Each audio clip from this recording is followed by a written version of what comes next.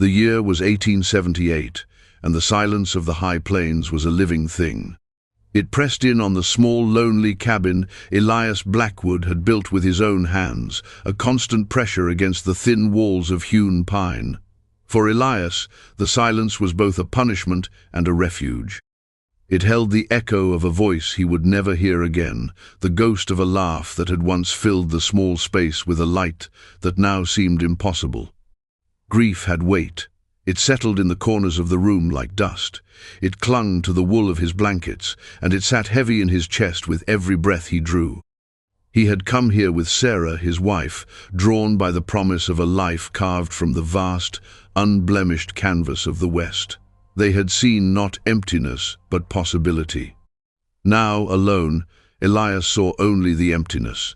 Sarah had been gone for 2 winters, taken by a fever that burned through her with the ruthless speed of a prairie fire. He was left with the land, the silence, and their daughter, Clara. Clara was 6 years old, a small, bright flame in the grey landscape of her father's sorrow. She had her mother's eyes, the colour of a summer sky just before dusk, and a spirit that the crushing quiet of their existence had not yet managed to dim. Elias loved her with a fierce, protective ache that was almost painful. He fed her, kept her warm, and taught her the hard lessons of survival on the frontier. He built walls around their small plot of land, and higher walls around his heart, believing that to protect her from the world, he had to shield her from the depths of his own loss. His conversations with her were clipped and practical, instructions and warnings. "Stay close to the cabin, Clara. Don't wander to the creek alone. Mind the fire." He gave her sustenance, but he had forgotten how to give her comfort. Their life was a rhythm of necessity. Before dawn, Elias would rise, the cold floorboards groaning under his weight. He would stir the embers in the stone hearth, chop wood until his arms burned with a satisfying fire of their own, and mend what was broken a fence post, a leather harness, a worn-out boot sole. He worked to keep the encroaching wilderness at bay, and to keep the encroaching memories from consuming him entirely. He moved through his days with a grim determination, a man hollowed out by sorrow, functioning on the fumes of duty alone. The future was not a sunrise he looked toward, but simply the next task on a list that never ended. This small, isolated world was all they had, a fortress of grief standing against the immense, indifferent expanse of the sky and land. One afternoon, the sun beat down with a late summer intensity, bleaching the color from the tall grasses. Elias was splitting logs behind the cabin, the rhythmic thud of the axe, a familiar percussion to his thoughts.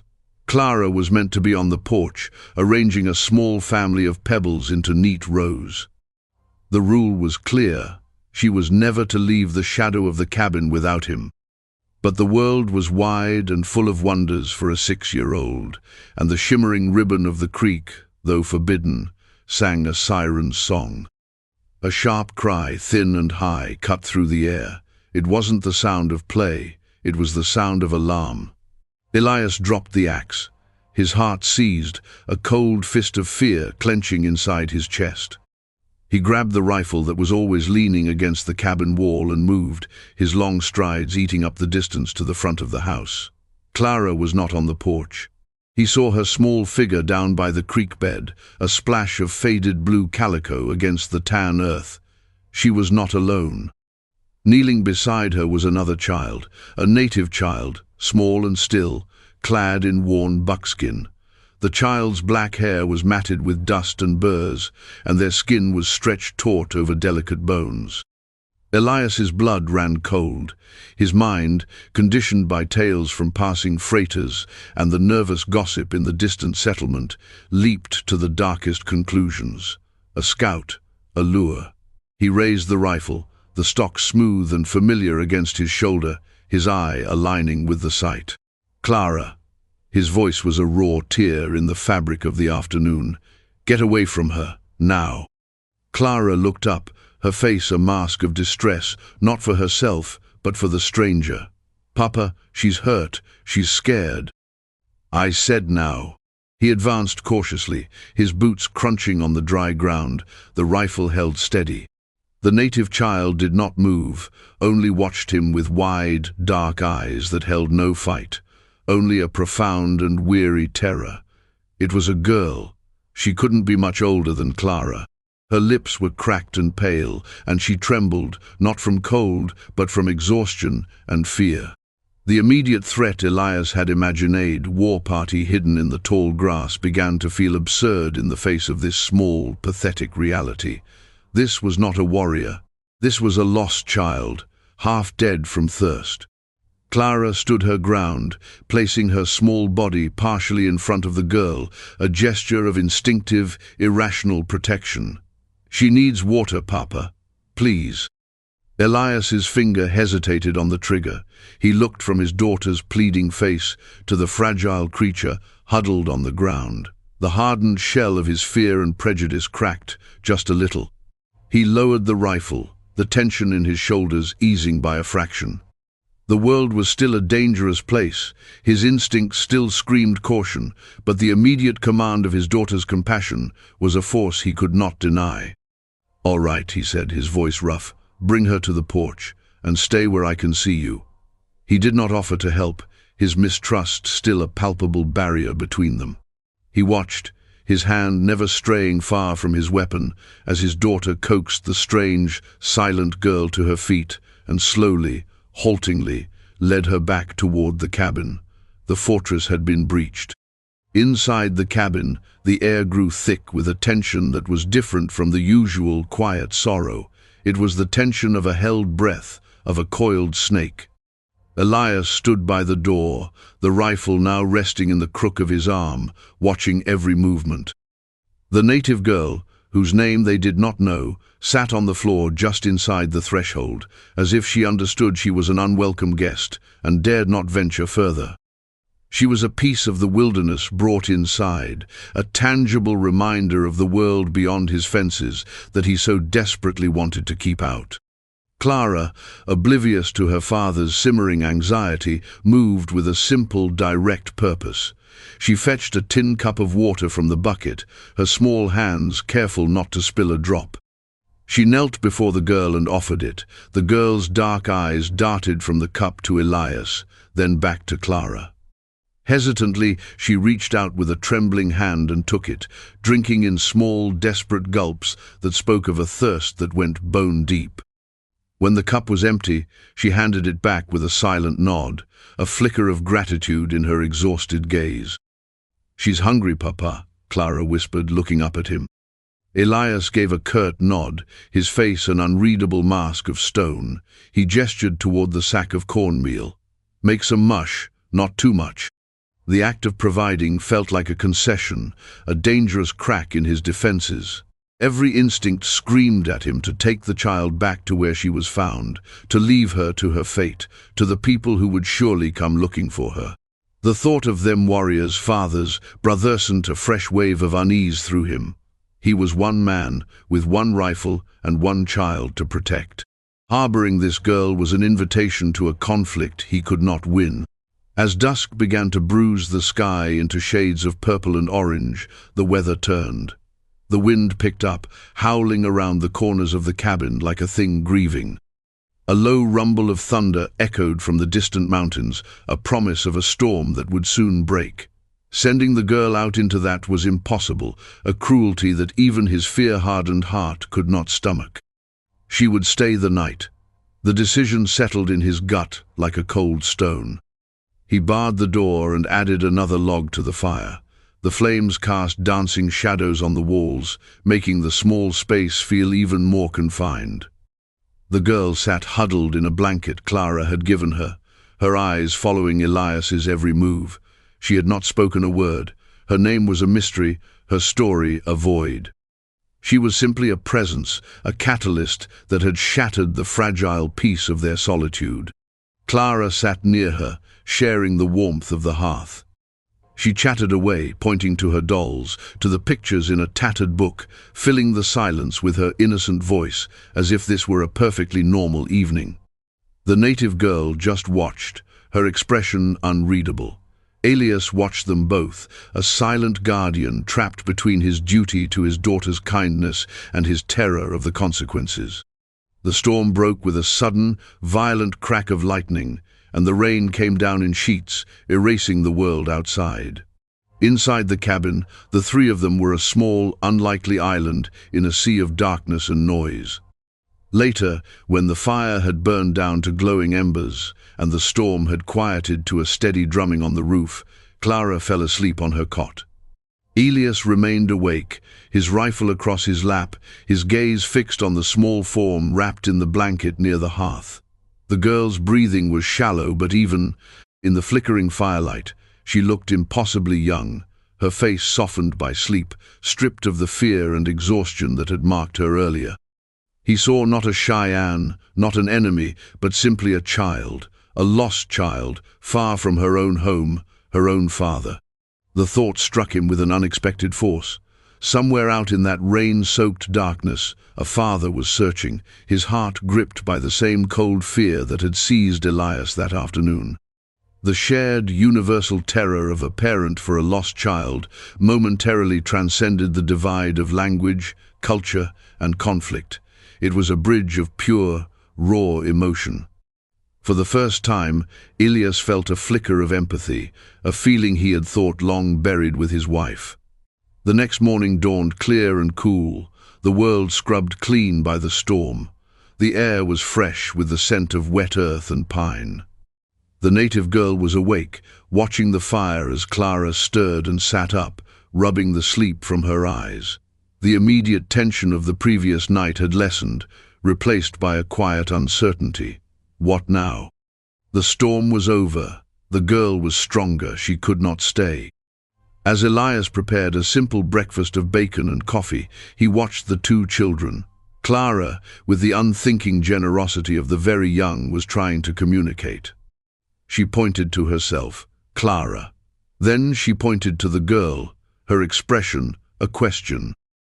The girl hesitated, then touched her own chest and spoke a single soft word. Vivina. Vivina, Clara repeated, tasting the unfamiliar syllables. A smile broke across her face. A name made the stranger real. Vivina seemed to understand the shift. A little of the fear receded from her eyes. She watched Clara move about the cabin, her gaze falling upon a small wooden box on the mantelpiece, the box where Elias kept Sarah's things. Clara saw her looking.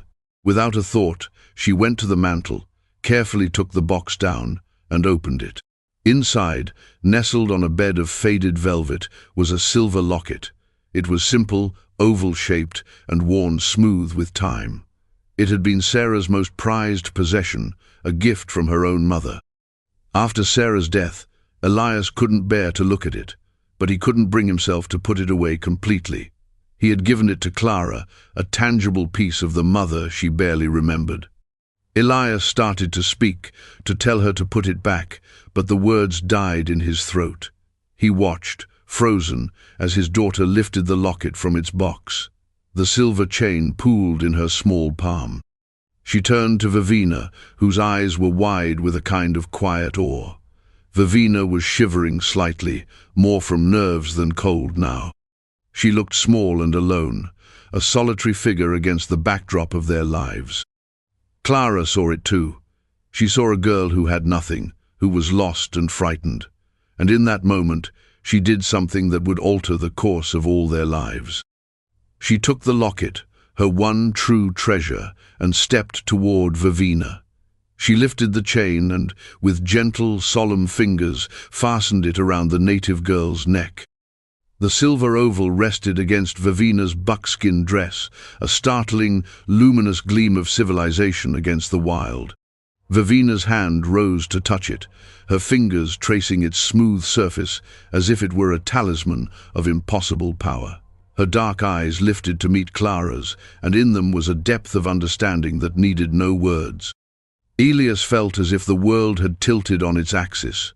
He saw not just his daughter's impulsive gift, but the echo of his wife's spirit. Sarah had been like Thaton open, giving soul who saw the humanity in everyone. The locket was more than silver. It was a vessel of memory, of love, of a life that had been extinguished. And his daughter had just given it away to a stranger, an act of pure, unblemished kindness that sliced through the layers of his grief and bitterness like a clean, sharp blade. The walls he had so carefully constructed around his heart began to crumble. He felt a profound, aching love for his daughter, so powerful it almost brought him to his knees. In her, Sarah was not gone. She was alive. It was mid-morning when they appeared. Elias saw them first, a line of riders cresting the ridge to the east, their forms silhouetted against the bright sky. They were not a frantic search party, but a disciplined, deliberate procession. Cheyenne warriors. His blood turned to ice. The moment he had feared was upon him. "Clara, inside," he said, his voice low and urgent. "Take Vivina, get to the back of the cabin and stay down." The girls scrambled inside without question, their faces pale with shared fear. Elias grabbed his rifle, checked the load, and stood on the porch, his body a rigid line of defiance. He would not let them see his terror. He would die here, on this patch of land, before he let them harm his child. The riders descended the ridge slowly, their ponies picking their way through the tall grass. There were 5 of them, their faces painted, their presence radiating a quiet, lethal authority. The man at their head was tall and broad-shouldered, his face a landscape of hard-won battles and deep-seated sorrows. He wore a single eagle feather in his hair, and his eyes, even from a distance, seemed to burn with a fierce intelligence. He was clearly the leader, a man of great power, a war chief. They halted 100 yards from the cabin, a silent, menacing line. The chief dismounted, handing the reins of his pony to the warrior beside him. He began to walk toward the cabin, his steps measured and purposeful. He carried no weapon in his hands, but his entire being was a weapon. Elias tightened his grip on the rifle. His heart hammered against his ribs, a frantic drumbeat against the sudden, profound silence. This was it, the reckoning. He braced himself for the charge, for the war cry, for the end. But just as the chief drew closer, the cabin door creaked open.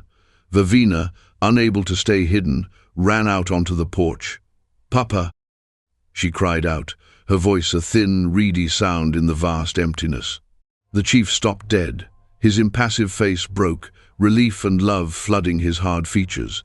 He opened his arms, and Vivina flew into them, burying her face in his chest. He held her tightly, rocking her back and forth, his eyes closed as he murmured her name. For a moment, he was not a war chief. He was only a father who had found his lost child. Elias watched, his own parental terror from the day before echoing in the chief's embrace. The scene was so deeply, universally human that it momentarily disarmed him. Then the chief's eyes opened. He looked down at his daughter, his hand stroking her hair. His gaze fell upon the front of her dress. He saw the glint of silver. He saw the locket. A change came over him, so profound it was like seeing a mountain shift. The relief in his face vanished, replaced by an expression of utter, stark disbelief. He slowly reached out a finger and touched the locket, his hand trembling slightly. He lifted it, his eyes tracing its familiar shape, the worn smoothness of its surface. He looked up, his gaze locking with Elias's. It was not a look of aggression, it was a look of piercing, stunned inquiry. The rifle in Elias's hands suddenly felt heavy and useless. The confrontation he had prepared for was not happening. Something else was, something far stranger and more complex. The war chief, Moketavato, recognized the locket. The air between the two men was stretched taut, a fragile thread woven from fear, confusion, and a dawning, impossible recognition. Moketavato stood with his daughter clinging to his leg, his hand still hovering over the silver locket that lay against her chest. He did not speak. His eyes, dark and deep as a forest at midnight, were fixed on Elias, searching, questioning, demanding an answer to a question he had not yet asked. Elias lowered the rifle, resting its butt on the wooden porch. The gesture was a risk, an offering of truce in a language he hoped the man would understand. He stood straight, his hands open at his sides. He was a father, not a soldier. He needed this man to see that. Clara, drawn by the silence, appeared in the doorway behind him. She peeked around his leg, her small face a mirror of the tension that held the two men captive. Moketavato's gaze shifted to Clara, then back to the locket. He spoke, his voice low and guttural, a language of stone and wind that Elias could not comprehend. But the tone was not a threat. It was laced with something that sounded like sorrow, like a memory being unearthed. Seeing the stalemate, Clara stepped forward. She pointed a small finger at the locket. Then she pointed to her own chest, patting it gently. "Mama," she said, the word soft but clear. She then looked at Vivina and made a gesture of giving, her small hands pushing outward from her heart. She smiled, a fragile, hopeful thing. "Friend." The simplicity of the act, the purity of the child's explanation, seemed to break the spell. Moketavato looked at Clara, truly seeing her for the first time. He saw the sky-blue eyes, the earnest face, the absence of fear. He saw the echo of another woman, from another time. One of the warriors behind him urged his pony forward a few steps. He was younger, and he spoke in halting, heavily accented English. "Chief asks, where you get this?" Elias looked from the warrior to the chief, then to the locket that had once belonged to his wife. How could he explain? The story was a ghost, a fragment of a life lived before him. He only knew pieces of it, whispered to him by Sarah on long winter nights. She had come west years earlier, not as a homesteader, but as a teacher's assistant at a mission far to the south, near the lands the Cheyenne called home. It was a brief posting, a year of her life she rarely spoke of, but one that had marked her. "It was my wife's," Elias said, his voice hoarse. "Her name was Sarah." At the sound of the name, Moketavato flinched, a barely perceptible tightening of his jaw. He spoke again in his own tongue, his words sharp and urgent. The young warrior translated. He knew a Sarah, a woman with hair the color of corn silk and eyes like the sky. She was a friend to his sister. The pieces began to fall into place, forming a picture Elias had never imagined. "My wife, she was a teacher," he managed to say. "She taught the children at the mission." Moketavato nodded slowly, his eyes never leaving Elias's face. He began to speak again, a longer, more resonant flow of words. The story unfolded through the young warrior's careful translation, a bridge of language built across a chasm of years and grief. The chief's sister, a young woman named Sotayo, or Star Woman, had been curious about the white man's world. She had gone to the mission, not to convert, but to learn, to understand the people who were changing the face of the land. There, she had met Sarah. The two women, from worlds that were on a collision course, had formed a bond of improbable friendship. They had shared stories, taught each other words from their own languages, and found a common ground in their shared humanity. Before Sarah left the mission to return east, she had given her friend a gift, a symbol of their connection, a silver locket. The warrior continued, his voice somber. Sotayo treasured this. It was a sign that peace was possible, that a bridge could be built. His face darkened. 2 seasons later, she was killed, not by soldiers in a battle, by whiskey traders who attacked her camp. They took everything. The locket was believed to have been stolen, a symbol of a broken promise, a friendship ending in violence and loss, an emblem of the white man's treachery. Moketavato had mourned his sister deeply. The locket became a painful memory, a representation of a brief, hopeful moment that had been cruelly extinguished. To see it now, here, on his own daughter given, not in violence, but in an act of childhood kindness that mirrored the original gift, was a shock that resonated through the deepest chambers of his heart. The past had risen up to meet the present in the most unexpected way imaginable. He looked down at Vivina, who had listened to the exchange with wide, uncomprehending eyes. He gently unfastened the locket from her neck. The silver felt warm from her skin. He held it in his palm, a tangible piece of his family's history, a story of friendship and sorrow. He then looked at Elias, and for the first time, Elias saw past the war chief. He saw a man who had loved and lost, just as he had. He saw a father who feared for his child, just as he did. The chasm between them had closed. With a grave solemnity, Moketavato stepped forward and held the locket out to Elias. Elias shook his head. "No," he said, his voice finding a new strength. He looked at Clara, whose small hand had found his. It was given as a gift. It should remain one. He met Moketavato's gaze. A gift from one friend to another. The war chief held his gaze for a long moment. He saw the truth and sincerity in Elias's eyes. He saw the reflection of his own grief, his own love for his child. He made a choice, not as a war chief weighing a strategic decision, but as a man honoring a sacred memory. He closed his hand around the locket, then turned and fastened it once more around Vivina's neck. He rested his hand on her head, a gesture of blessing and acceptance. The tension did not just break, it dissolved, evaporating into the clear morning air. Moketavato gave a short, sharp command to his men. They relaxed their postures, their menacing stillness replaced by a quiet watchfulness. The war chief turned back to Elias. He placed his hand over his heart and gave a slow, deliberate nod. It was a gesture of profound respect, an acknowledgement of a debt paid, a circle closed. He swept Vivina up into his arms and carried her to his pony, seating her in front of him. Before mounting, he paused and spoke one final word, looking directly at Elias. The young warrior translated, a slight smile touching his lips. He says, "Thank you." Then they were gone.